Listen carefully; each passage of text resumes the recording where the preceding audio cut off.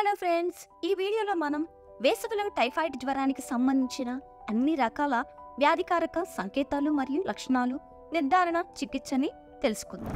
Typhoid జ్వరం అనేది gram negative bacteria salmonella ఎంటెరికా సెరోవట్రెఫీ లేదా సెమినల్ ఏ టైప్ 2 లేదా సంబంధిత బ్యాక్టీరియా సాల్మోనెల్లా ప్యారెట్ ఐవీతో సంక్రమించడం వల్ల వస్తుంది. ఇది బి లేదా సి సబ్ టైప్స్ ని కలిగి ఉన్న సాల్మోనెల్లా ప్యారెట్ ఐవి. మనం సాధారణంగా ఈ రెండు టైఫాయిడ్ జ్వరం ద్వారా వచ్చే ఇన్ఫెక్షన్తో అంటువ్యాధి ఫీవర్ వస్తాయి అని చెబుతాము. టైఫాయిడ్, పారాటైఫాయిడ్ జ్వరం రెండింటినీ కలిపి ఎంటెరిక్ ఫీవర్ అంటారు. టైఫాయిడ్ జ్వరం, ఎంటెరిక్ ఫీవర్, హౌస్ టైఫాయిడ్ జ్వరం బాగా వ్యాపిస్తుంది. వాస్తవానికి ఈ రకమైన బ్యాక్టీరియాకు ఇది ఒక పర్సన్ నుండి మరొక పర్సన్కు ప్రత్యక్షంగా వ్యాపిస్తుంది. కలుషితమైన ఆహారం లేదా నీటి ద్వారా పరోక్షంగా వ్యాపిస్తుంది. ఇప్పుడు టైఫాయిడ్ జ్వరాన్ని సంక్రమించే ప్రమాద కారకాలు. చిన్నపిల్లలు లేదా యువకులు టైఫాయిడ్ జ్వరానికి ఎక్కువగా గురవుతారు. రెండవదిగా, ఓవర్ క్రౌడింగ్ ద్వారా ఒకరి నుండి మరొకరికి ప్రత్యక్షంగా లేదా పరోక్షంగా సులభంగా సంక్రమిస్తుంది. మూడవదిగా, పూర్ శానిటేషన్, అపరిశుభ్రత ప్రదేశాలు. మరొక ప్రమాద కారకం కలుషితమైన ఆహార, నీటి పారిశుద్ధ్యం ద్వారా కలుగుతుంది. సెమినల్ అబిలిటీ టైఫాయిడ్ జ్వరానికి కారణమయ్యేలా మనకు సోకుతుంది, మనల్ని అనారోగ్యానికి గురిచేస్తుంది. ఈ బ్యాక్టీరియా ఓరల్గా ఇన్ఫెక్ట్ అవుతుంది. వాస్తవానికి గ్యాస్ట్రిక్ ఆమ్లాలను అటాక్ చేసి ఆంత్రమూలములలోకి ప్రవేశించినప్పుడు చిన్న ప్రేగు యొక్క మొదటి భాగమైన డ్యుడెనంలోకి ప్రవేశిస్తుంది. ఇవి వాస్తవానికి పేగు ఎపిథీలియం ద్వారా చొచ్చుకొనిపోయి లింఫోయిడ్ కణజాలంలోనికి ప్రవేశించగలవు. ఇవి ఇక్కడ రెండు విభిన్న విధానాలుగా ఏర్పడతాయి. ఒకటి, శ్లేష్మ సంబంధిత లింఫోయిడ్ కణజాలంలో భాగమైన ఈఎం సెల్ ద్వారా ప్రవేశించడం. రెండవది, ఎపిథీలియంలోకి చొచ్చుకుపోయి రెండవ మార్గం సిఎఫ్టిఆర్ లేదా సిస్టిక్ ఫైబ్రోసిస్ ట్రాన్స్మెంబ్రేన్ కండక్టెన్స్ రెగ్యులేటర్ ద్వారా ఎపిథీలియల్ సెల్లోకి నేరుగా చొచ్చుకుపోవడమే. సిస్టిక్ ఫైబ్రోసిస్ ట్రాన్స్మెంబ్రేన్ కండక్టెన్స్ రెగ్యులేటర్ అంటే ఏమిటి? సిఎఫ్టిఆర్ అంటే ఏమిటి? అంటే ఇది వాస్తవానికి సిస్టిక్ ఫైబ్రోసిస్ ఉన్న రోగులలో పరివర్తన చెందిన క్లోరైడ్ అయాన్ ఛానల్.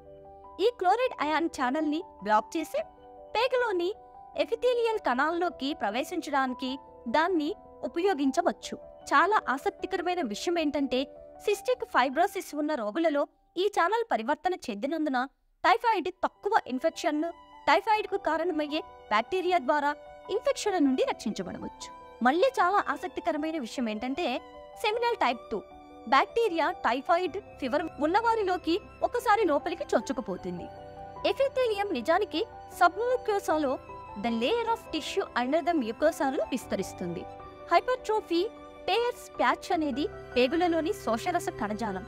ఇది హైపర్ట్రోఫీగా మారుతుంది ఎందుకంటే బ్యాక్టీరియా వాస్తవానికి ఆ హైపర్ట్రోఫీకి కారణమవుతుంది.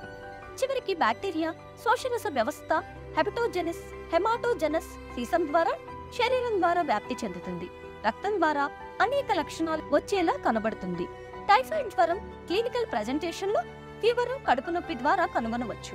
అయితే మరింత ప్రత్యేకంగా ఈ ఇన్ఫెక్షన్ తో బ్యాక్టీరియాని తీసుకున్న తర్వాత దాదాపు 5 నుండి 21 రోజుల వరకు ఉంటుంది.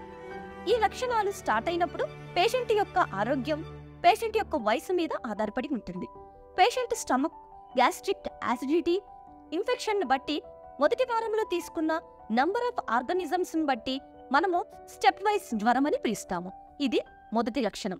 ఎందుకంటే జ్వరం పెరగడం వంటి క్రమమైన దశను చూస్తాం కాబట్టి ఇక్కడ టెంపరేచర్ చూస్తాము. అది మరొక ఎత్తుకు పెరుగుతుంది. దీనిని ఇన్ఫెక్షన్ యొక్క రెండవ వారంలో దశగా పిలుస్తాము. ఈ దశలో మనము కడుపు నొప్పిని రో స్పాట్ చూస్తాము. సాధారణంగా 1 నుండి 5 మిల్లీమీటర్ల పరిమాణంలో బ్రాంచే పాపుల్స్ ని చూస్తాము. ఇవి చిన్నవిగా ఉంటాయి, స్కిన్ ఇన్ఫెక్షన్ కలిగినట్లుగా ఉంటాయి.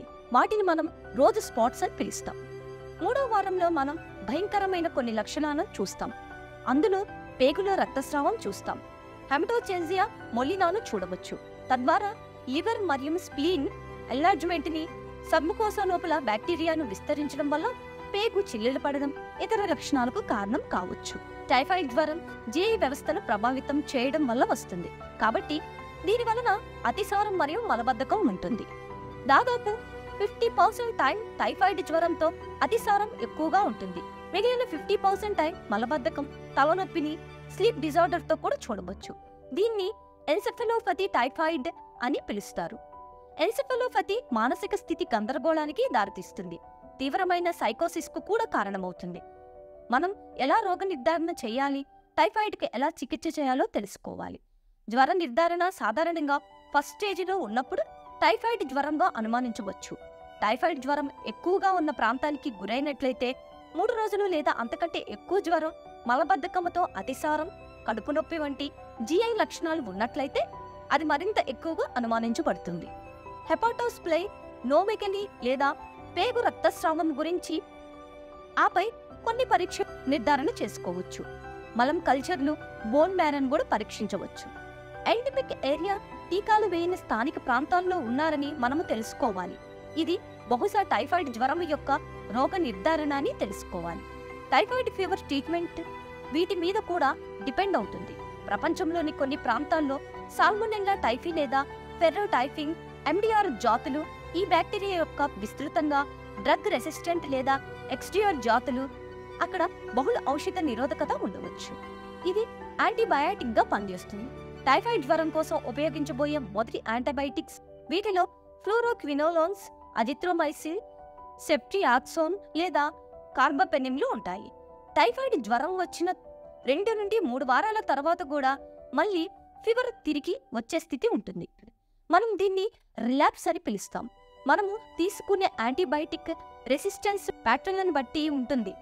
ఇటువంటి టైఫాయిడ్ జ్వరానికి సంబంధించిన మరొక కారణము క్రానిక్ క్యారేజ్ లేదా క్రానిక్ అని పిలుస్తారు. క్యారేజ్ అంటే మీరు టైఫాయిడ్ జ్వరం ఉన్న వ్యక్తిని కలిగి ఉన్నప్పుడు మీరు వారికి సరైన యాంటీబయాటిక్ ఇచ్చినా, వారికి చికిత్స అందించినా వారికి ఫీవర్ లక్షణాలు ఉండవు. ఇది చాలా అరుదుగా మాత్రమే జరుగుతుంది. వ్యక్తులు 1 నుండి 5% మంది రోగుల్లో ఇది సాధారణంగా ఇలా జరుగుతుంది. వీళ్ళు దీర్ఘకాలిక హార్విచ్ అంటే వాళ్ళు చికిత్స పొందుంటారు, వారు మంచి ఫీలింగ్ ని కలిగి ఉంటారు. అంటే అవి ఇప్పటికీ 12 నెలలకు పైగా ఎక్కువ కాలం జీవిని విస్తరిస్తుంటాయి. దీనిని సాధారణంగా మనం క్రానిక్ క్యారేజ్ అని పిలుస్తాం. కాబట్టి అవి తీవ్రమైనవి కావచ్చు. టైఫ్లోని సెమినోల్ వంటి జీవిని విసర్జించేలా చేస్తాయి. ఈ క్యారియర్ తీవ్రమైన అనారోగ్యాన్ని పరిష్కరించిన 12 నెలల తర్వాత కూడా జీవిని విసర్జించడాన్ని మనం దీర్ఘకాలిక క్యారేజ్ అని పిలుస్తాం. కాబట్టి ఈ వ్యక్తులు దీర్ఘకాలిక క్యారేజీకి సంబంధించిన ప్రమాద కారకాలలో సాధారణంగా ఈ క్రింది వాటిని కలిగి ఉంటారు. పెద్దలకు బైలియరీ ట్రాక్ వ్యాధి, గాల్ స్టోన్స్లు ఏర్పడతాయి. దీనికి కారణం బ్యాక్టీరియా సెమినోల్ గ్లాల్ బ్యాడర్లు దాక్కుంది. అక్కడ ఏవైనా గాల్ స్టోన్స్, రాళ్లు ఉన్నట్లయితే అవి సాధారణంగా వాటిని అనుమతించి ఆ గాల్ స్టోన్లపై బయోఫిలింను అక్కడ ఉండేలా చేస్తాయి. ఎందుకంటే ఇక్కడ సెమినల్ బ్యాక్టీరియా కారణమవుతుంది. బయోఫిలింలు వ్యక్తి లోపల ఉంటాయి. కాబట్టి మనం వాటిని వదిలించుకోవడానికి ఏకైక మార్గం బైలియరీ నుండి బయటపడటం. టైఫాయిడ్ జ్వరానికి సంబంధించిన మరొక అంశం, టైఫాయిడ్ జ్వరాన్ని ఫస్ట్ స్టేజ్లో నివారించడం. మంచినీటి పరిశుభ్రత చాలాసార్లు కలుషిత జలాల నుండి సంక్రమిస్తుందని గుర్తుంచుకోవాలి. టైఫాయిడ్ జ్వరానికి టీకా కూడా ఉంది. దీనికి వ్యాక్సిన్ తీసుకోవాలి. టైఫాయిడ్ జ్వరము మంచినీరు, పారిశుద్ధ్యం, పరిశుభ్రత మొదటి స్థానములలో దీనిని నివారించడంలో చాలా సహాయపడుతుంది. మనం టైఫాయిడ్ జ్వరంతో బాధపడుతున్న రోగిని చికిత్స చేసినప్పటికీ మనం సరైన యాంటీబయాటిక్ను తీసుకోకపోవచ్చు. టైఫాయిడ్ జ్వరంతో పాటుగా పరిగణించబడేది దీర్ఘకాలిక క్యారేజీ యొక్క స్థితి. ఇది మళ్లీ రక్షణరహిత స్థితి. ఇది ఫస్ట్ స్టేజ్లోనే టైఫాయిడ్ జ్వరాన్ని నివారించడం, మళ్ళీ మంచినీటి పారిశుద్ధ్యం, పరిశుభ్రత కలిగి ఉండాలని మేము కోరుకుంటున్నాం. టీకాలు వేయడంలో టైఫాయిడ్ జ్వరం వ్యాప్తి చెందకుండా నిరోధించడం చాలా ముఖ్యం.